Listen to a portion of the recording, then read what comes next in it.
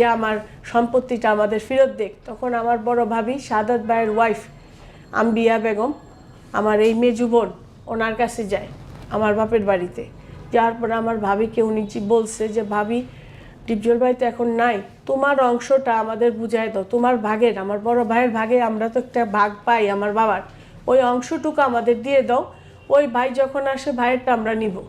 তখন উনি বলছে যে ওনার কাছে কোনো কিছুই নাই, সব ডিপজল খায়, ডিপজল দেখে, এগুলি উনি কিছুই করতে পারবে না, তোমরা ডিপজলের কাছে যাও, ডিপজলের কাছ থেকে নাও। এটা হলো আম্বিয়া বলছে। এখন উনি যে বলছে, উনি কি বলে এটা বলছে জানি না, কিন্তু উনিও এই পর্বতের পুরো এরিয়াটা ওনার আন্ডারে চলতেছে, উনি খাচ্ছে। কল্যাণপুর পাম্পের পিছনে উনি খাচ্ছে, যেটা আর কি সুন্দরবন, ওইখানে আমরা নোটিশ করছি, ওইটাও ওনার আন্ডারে খাইতেছে। তাহলে উনিও তো প্রপার্টি খাচ্ছে। তাহলে উনি কিভাবে বললো যে আমি ডিপজলের কাছে